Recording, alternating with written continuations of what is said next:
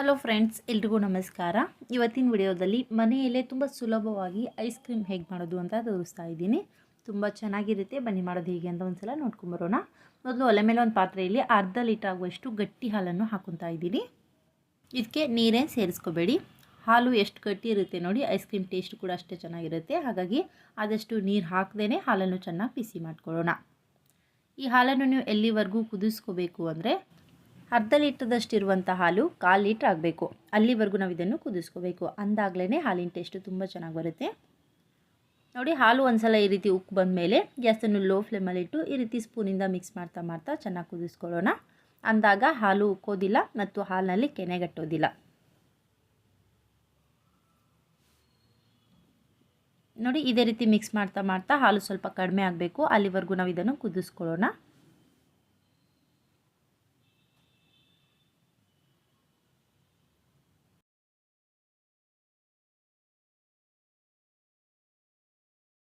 ಹಾಲನ್ನು ಈ ರೀತಿ ತುಂಬ ಹೊತ್ತು ಕುದಿಸ್ಕೊಳ್ಳೋದ್ರಿಂದ ಹಾಲು ಕೂಡ ಸ್ವಲ್ಪ ಗಟ್ಟಿಯಾಗುತ್ತೆ ಮತ್ತು ಹಾಲಿನ ಟೇಸ್ಟು ಕೂಡ ಬೇರೆ ಆಗುತ್ತೆ. ಹಾಲು ಕುದೀತಾ ಇರಲಿ, ಅಷ್ಟರಲ್ಲಿ ಈ ಕಡೆ ಒಂದು ಪೌಡ್ರನ್ನು ಕಲಿಸ್ಕೊಂಬರೋಣ. ಒಂದು ಕಪ್ ತೊಗೊಂಡಿದ್ದೀನಿ. ಅದರಲ್ಲಿ ಈ ಸ್ಪೂನಿಂದ 2 ಸ್ಪೂನ್ ಆಗುವಷ್ಟು ನಾನು ಕಸ್ಟರ್ಡ್ ಪೌಡ್ರ್ ಹಾಕೊತಾ ಇದ್ದೀನಿ. ನೀವು ಯಾವುದೇ ಫ್ಲೇವರ್ ಕಸ್ಟರ್ಡ್ ಪೌಡ್ರ್ ಆದರೂ ಉಪಯೋಗಿಸ್ಕೋಬೋದು, ನಡೆಯುತ್ತೆ.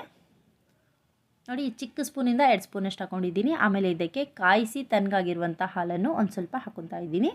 ಈಗ ಇದರಲ್ಲಿ ಗಂಟಿರದ ಹಾಗೆ ನೀಟಾಗಿ ಮಿಕ್ಸ್ ಮಾಡ್ಕೊಳ್ಳೋಣ. ನೀವು ಈ ರೀತಿ ಕಸ್ಟರ್ಡ್ ಪೌಡ್ರ್ ಆದರೂ ಉಪಯೋಗಿಸ್ಕೋಬೋದು. ಇದು ನಿಮಗೆ ಬೇಡ ಅಂದರೆ ಇದ್ರ ಬದಲಿಗೆ ಕೇಸರ ಕೂಡ ಉಪಯೋಗಿಸ್ಕೋಬೋದು. ಕೇಸರನ್ನೇ ಒಂದು 10 ನಿಮಿಷ ಅಥವಾ 20 ನಿಮಿಷ ಹಾಲಿನಲ್ಲಿ ನೆನೆಸಿ ಕೂಡ ಉಪಯೋಗಿಸ್ಕೋಬೋದು, ನಡೆಯುತ್ತೆ. ನೋಡಿ, ಯಾವುದೇ ಥರ ಗಂಟಿರದ ಹಾಗೆ ನೀಟಾಗಿ ಕಲಿಸ್ಕೊಂಡಿದ್ದೀನಿ. ಈಗ ಇದನ್ನು ಸೈಡಲ್ಲಿಟ್ಟು ಈ ಕಡೆ ಬಿಸಿ ಮಾಡಲಿಕ್ಕೆ ಇಟ್ಕೊಂಡಿರುವಂಥ ಹಾಲನ್ನು ಚೆಕ್ ಮಾಡ್ಕೊಳ್ಳೋಣ. ನೋಡಿ, ಅರ್ಧ ಲೀಟ್ರ್ ಇರುವಂಥ ಹಾಲು 1/4 ಭಾಗದಷ್ಟು ಕಡಿಮೆ ಆಗಿದೆ. ಕಾಣಿಸ್ತಾ ಇರ್ಬೋದು ನಿಮಗಿಲ್ಲಿ. ನೋಡಿ, ಹಾಲು ಚೆನ್ನಾಗಿ ಕುದ್ದು ಗಟ್ಟಿಯಾಗಿದೆ ಮತ್ತು ಕಡಿಮೆ ಆಗಿದೆ. ಈ ಟೈಮಲ್ಲಿ ಇದರಲ್ಲಿ ನಾನು ಹಾಲಿನಲ್ಲಿ ಮಿಕ್ಸ್ ಮಾಡಿ ಇಟ್ಕೊಂಡಿರುವಂಥ ಕಸ್ಟರ್ಡ್ ಪೌಡ್ರಿನ ಹಾಲನ್ನು ಹಾಕೊತಾ ಇದ್ದೀನಿ. ಈಗ ಗ್ಯಾಸನ್ನು ಲೋ ಫ್ಲೇಮಲ್ಲಿಟ್ಟು ನಿಧಾನವಾಗಿ ಈ ರೀತಿ ಮಿಕ್ಸ್ ಮಾಡ್ತಾ ಮಾಡ್ತಾ ಕುದಿಸ್ಕೊಳ್ಳೋಣ.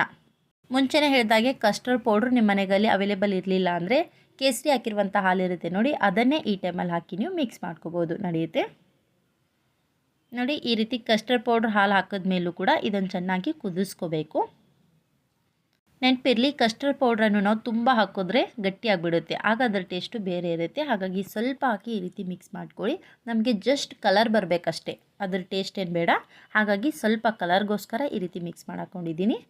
ನೋಡಿ, ಇದನ್ನು ಕೂಡ ಚೆನ್ನಾಗಿ ಈ ರೀತಿ ಒಂದು 10 ನಿಮಿಷ ಅಥವಾ 15 ನಿಮಿಷ ಕುದಿಸ್ಕೊಳ್ಳಿ.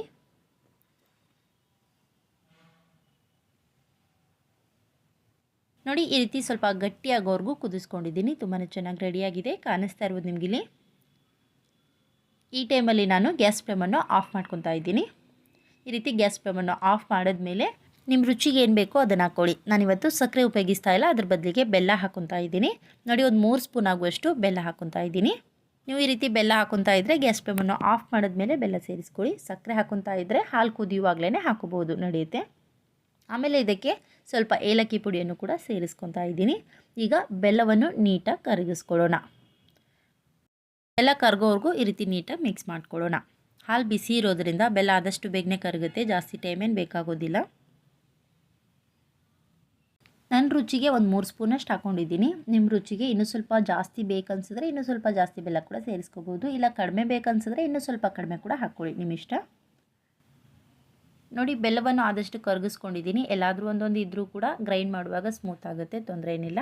ಈಗ ಈ ಹಾಲನ್ನು ಸ್ವಲ್ಪ ತಣ್ಣಗಾಗ್ಲಿಕ್ಕೆ ಬಿಡೋಣ. ಹಾಲು ಪೂರ್ತಿಯಾಗಿ ತಣ್ಣಗಾದ್ಮೇಲೆ ಗ್ರೈಂಡ್ ಮಾಡ್ಕೋಬೇಕು. ಹಾಗಾಗಿ ಈ ಕಡೆ ಒಂದು ಮಿಕ್ಸಿ ಜಾರ್ ತೊಗೊಂಡಿದ್ದೀನಿ. ಅದರಲ್ಲಿ ತಣ್ಣಗಾಗಿರುವಂಥ ಹಾಲನ್ನು ಹಾಕೊತಾ ಇದ್ದೀನಿ. ಈಗ ಇದನ್ನು ಸ್ಮೂತಾಗಿ ಗ್ರೈಂಡ್ ಮಾಡ್ಕೊಳ್ಳೋಣ. ಎಕ್ಸ್ಟ್ರಾ ನೀರು ಅಥವಾ ಹಾಲನ್ನು ಸೇರಿಸ್ಕೋಬೇಡಿ. ಬಿಸಿ ಮಾಡಿರುವಂಥ ಹಾಲನ್ನು ಮಾತ್ರ ಗ್ರೈಂಡ್ ಮಾಡ್ಕೋಬೇಕು.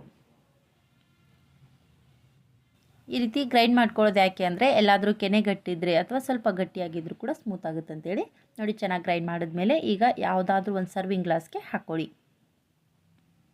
ಈ ರೀತಿ ಗ್ಲಾಸ್ ಬೌಲ್ನಲ್ಲಾದರೂ ಹಾಕೋಬೋದು ಅಥವಾ ಸ್ಟೀಲ್ ಕಪ್ನಲ್ಲಾದರೂ ಹಾಕೋಬೋದು, ತೊಂದರೆ ಏನಿಲ್ಲ. ಆಮೇಲೆ ಇದ್ರ ಮೇಲ್ಗಡೆ ನಾನು ಕಟ್ ಮಾಡಿರುವಂಥ ಗೋಡಂಬಿ ಮತ್ತು ಬಾದಾಮ್ ಪೀಸಸನ್ನು ಹಾಕೊತಾ ಇದ್ದೀನಿ. ನಿಮ್ಗೆ ಇಷ್ಟ ಇದ್ದರೆ ಟೂಟಿ ಫ್ರೂಟಿ ಹಾಕೋಬೋದು ಅಥವಾ ಪಿಸ್ತಾ ಕೂಡ ಕಟ್ ಮಾಡಿ ಹಾಕೋಬೋದು. ನೋಡಿ, ಗ್ರೈಂಡ್ ಮಾಡಿದಾಗ ಈ ರೀತಿ ಮೇಲ್ಗಡೆ ನೊರೆ ನೊರೆ ಬರಬೇಕು, ಅಂದಾಗಲೇ ರುಚಿ ತುಂಬ ಚೆನ್ನಾಗಿರುತ್ತೆ. ನೋಡಿ ಎಲ್ಲ ಕಡೆಗೂ ಡ್ರೈ ಫ್ರೂಟ್ಸ್ ನೀಟಾಗಿ ಹರಡ್ಕೊಂಡಿದ್ದೀನಿ. ಈಗ ಮೇಲ್ಗಡೆಯಿಂದ ಅಲ್ಯೂಮಿನಿಯಂ ಕವರಿಂದ ನೀಟಾಗಿ ಕವರ್ ಮಾಡ್ಕೊಳ್ಳೋಣ.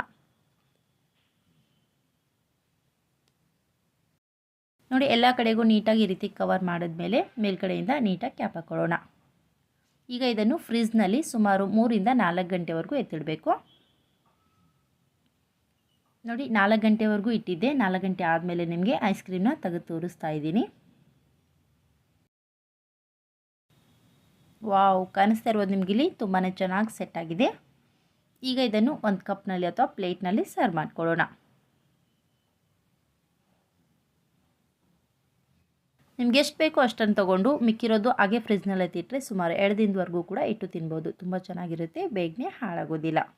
ನಿಮಗೆ ತಿನ್ನಬೇಕನ್ನಿಸ್ದಾಗ ಐಸ್ ಕ್ರೀಮನ್ನು ಹೊರಗಡೆ ಬೇಕ್ರಿಗಲ್ಲಿ ತಂದು ತಿನ್ನೋದಕ್ಕಿಂತ ಈ ರೀತಿ ಮನೆಯಲ್ಲೇ ಮಾಡ್ಕೊಳ್ಳಿ, ತುಂಬ ಚೆನ್ನಾಗಿರುತ್ತೆ ಮತ್ತು ಪ್ರತಿಯೊಬ್ಬರಿಗೂ ಕೂಡ ಇಷ್ಟ ಆಗುತ್ತೆ. ಈ ಐಸ್ ಕ್ರೀಮ್ ರೆಸಿಪಿ ನಿಮಗೆ ಇಷ್ಟ ಆಗಿದೆ ಅನ್ಕೋತೀನಿ. ಇಷ್ಟ ಅನಿಸಿದ್ರೆ ಪ್ಲೀಸ್ ಲೈಕ್ ಮಾಡಿ, ಫ್ರೆಂಡ್ಸ್ ಫ್ಯಾಮಿಲಿ ಜೊತೆ ಶೇರ್ ಮಾಡಿ ಮತ್ತು ಹೇಗಾಗಿದೆ ಅಂತ ನಿಮ್ಮ ಅನಿಸಿಕೆಗಳನ್ನು ತಪ್ಪದೇ ಕೆಳಗಡೆ ಕಮೆಂಟ್ಸ್ ಮಾಡಿ ತಿಳಿಸಿ. Thank you.